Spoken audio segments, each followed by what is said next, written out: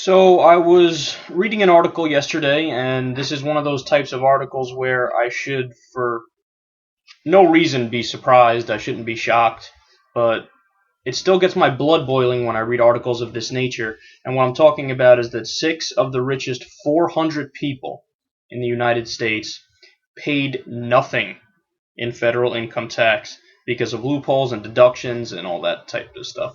When I say nothing, I mean literally nothing. Not a single cent did they pay in federal income tax. And this is while people who make $30,000, $40,000, whatever, they pay money in federal income tax.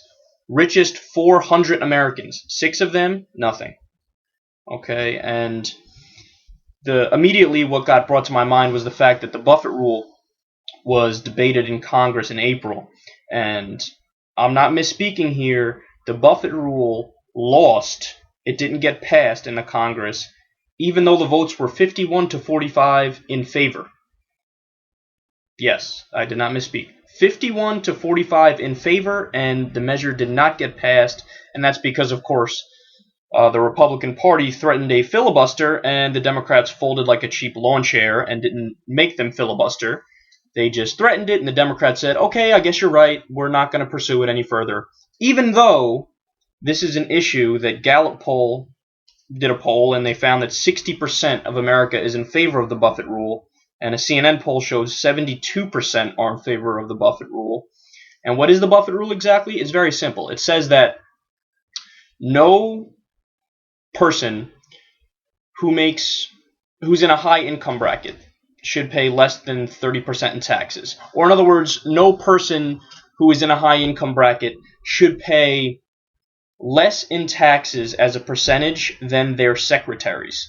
And this reminds me of a couple years ago when Warren Buffett issued a challenge to CEOs and CFOs and really rich people on Wall Street and said, listen, if you could prove to me that you pay as a percentage more than your secretary does in federal taxes, I will give you $1 million of my own money.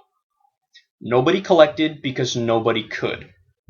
And this reminds me of back when I was in high school and we had government class, or economics even as well. They discussed how, oh yes, the United States, we have a progressive taxation bracket in the United States. In other words, if you make less money, you get taxed at a lower percentage, and as you go down the line, you make more money, you pay more in taxes. And I was thinking, okay, that makes sense for various reasons, but that actually is not the way it works in reality. In reality,